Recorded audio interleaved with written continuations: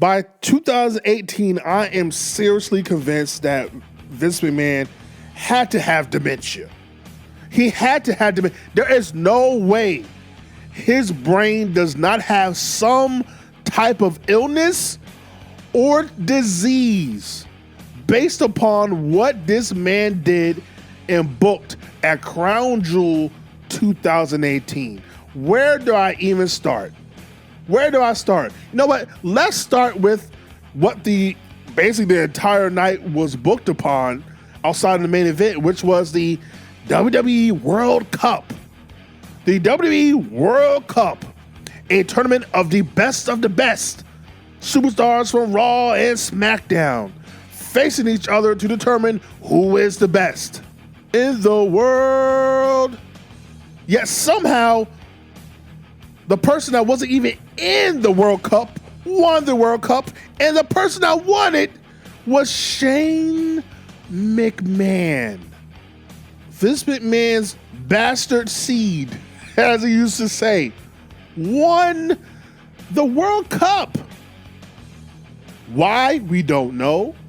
This does not elevate Shane McMahon. This does not elevate your roster. It makes your roster look inferior, watered down, and less than by having all these guys work their ass off to wrestle and put on a show only for a guy who just happens to be the son of the man that is the boss, that is signing checks, win it for no apparent reason other than, I guess, Vince McMahon woke up one day and wanted to see his son just win something, I'm guessing. I don't know.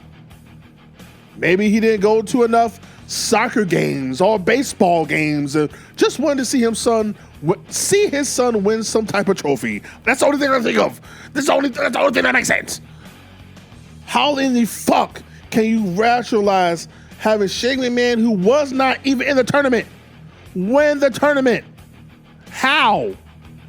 Let me see if I can recreate what I think happened in the writer's room. Okay, hey, Mr. McMahon. So do we know who's winning the World Cup tonight? Well, pal, let me think. Who's a guy that can take over the WWE and be the face of WWE for the next 5-10 years? We need a guy that is a star. We need a guy that screams money. Wait a minute. Screams money. Money. I know who should win. My bastard son, Shane. That's who should win. But Mr. McMahon, he's not even in a tournament. It doesn't matter. He's my son. He can do whatever he wants, whenever he wants. And he's a true star of the WWE. He's a McMahon. Ha, ha, ha. Yeah, book it. Shane McMahon, put pencil in. Shane McMahon wins the WWE World Cup. Ha, ha, ha. Okay, Mr. McMahon. And I think that's how it went. Yeah, so then for the next 6 months to a year, we had to deal with Shane McMahon trying to be the top heel in the company. What else you got? Oh, yeah. Your vacated Universal Championship. So the match is Brock Lesnar versus Braun Strowman. And what do these guys do? Did he create a new star? Did he create a new story? Did he put the title on someone we have not seen hold the title? Why the fuck would we do that? We're going to copy and paste, brother. We're going to put the title right back on Brock Lesnar, who's had it for 500 and how many days?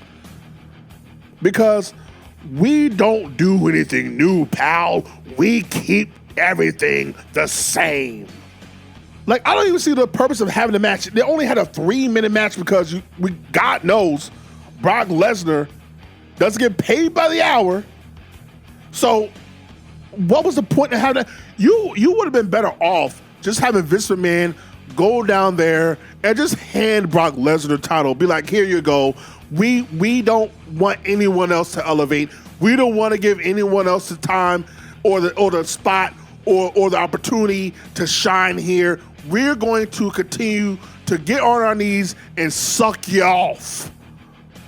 He might as well just suck them off in the. So Brock Lesnar wins the vacated WWE Universal Championship again, ending any opportunity for Braun Strowman to be a star.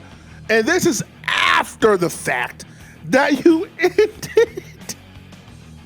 You not only ended a Hell in a Cell match, which had Roman Reigns and Braun Strowman in it, where Braun Strowman cashed in his Money in the Bank. You ended a Hell in a Cell match in a no contest because Brock Lesnar interfered. Why? We don't know. He just felt like interfering. And so you ended in a no contest, a Hell in a Cell match, in a no contest. Therefore, you make both Roman and Braun look inferior, look less than. This sounding familiar? I'm starting to think, what was Vince McMahon trying to just kill? Was he trying to do what he said he was doing in 2002? Was he just trying to kill his company? Maybe that was it. Maybe, you know what? Maybe he's playing a long game here. Maybe, just maybe he was trying to kill his company. I don't know why, but it had to be. Because only a man with either dementia or a man that hated his own company would have booked it the way he did. So you have previously, just a few weeks ago, a Hell in a Cell match with Roman Reigns and Braun Strowman, who won Money in the Bank and cashed it in, only for it to be a no contest. Roman, who had to vacate it because he had to deal with the illness. Instead of putting the title on Braun and creating a new star and maybe new storylines and new matches, you just put it right back on Brock Lesnar. Here comes the pain in my anus. What do we have next? Well, we had a shining light. We had AJ Styles versus Samoa Joe in a very solid match.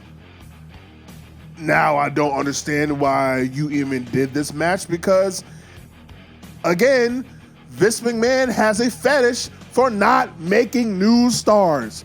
Instead of having a compelling feud between AJ and Samoa Joe to where Samoa Joe gets a win, maybe has a run with the title. No, what we're going to do is have a challenger get beat time after time after time after time. Maybe Triple H has learned that format because he's doing it now with whoever faces Seth Rollins. So apparently this is nothing new. This is something that is passed down from generations to generations.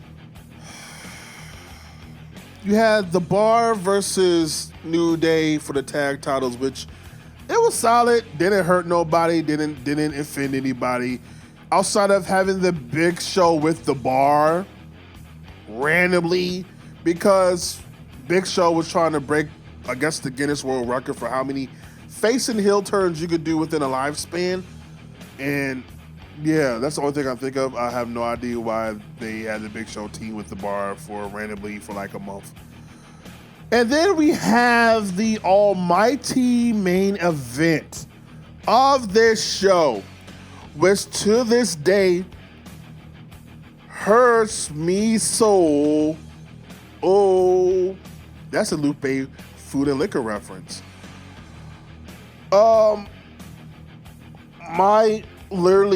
My soul hurts just at the thought of this main event for one particular reason.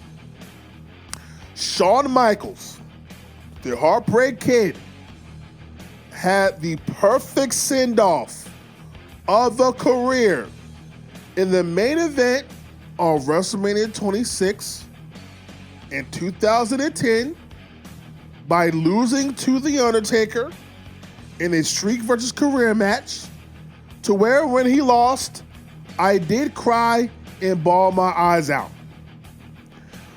Only for 8.5 years later, Shawn, who's been the one constant that we can rely on, that no matter what, he was going to honor his retirement. Unlike everyone before him, from your Dusty Rhodes to your Terry Funks to your Mick Foleys to your Ric Flairs and everyone else, we can rely on Shawn Michaels to stay retired. But money talks and bullshit walks. So Shawn Michaels, bald head and all, comes out of retirement to redo a billionth DX reunion versus the Brothers of Destruction. In a match no one asked for, nobody wanted to see, unless you had a fetish for just seeing old guys fight. And it was one of the worst matches I've ever seen. And it was a tag match. How do you make a tag match look bad? I tell you why. Because you have one guy who is a part-timer in Triple H who wrestles once and twice a year. You have another guy, Undertaker, who wrestles once and twice a year. You have Kane, who can't decide whether he wants to be a mayor or a wrestler. And you have Shawn Michaels, who's been gone for 8 years. That's why the match sucked. That's why the match was a disappointment. Which I don't even know how it could be a disappointment, because we didn't even have no expectations, and it even went below that. I'll never forgive whoever put Shawn Michaels up, whether it was Paul Levesque, whether it was Vince McMahon, whether it was Mark Calloway, whoever put Shawn Hickenbottom up to doing this match. I hope Shawn Hickenbottom got a boatload of money to where he could feed his family for generations and generations.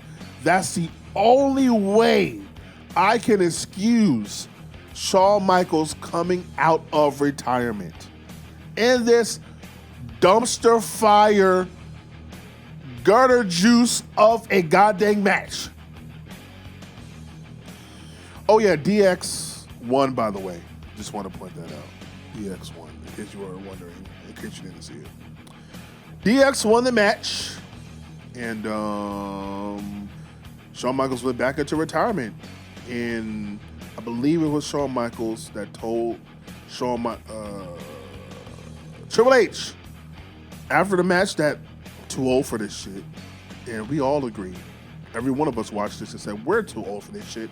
There are probably 3-year-olds that watched the match and said, we're too old for this shit.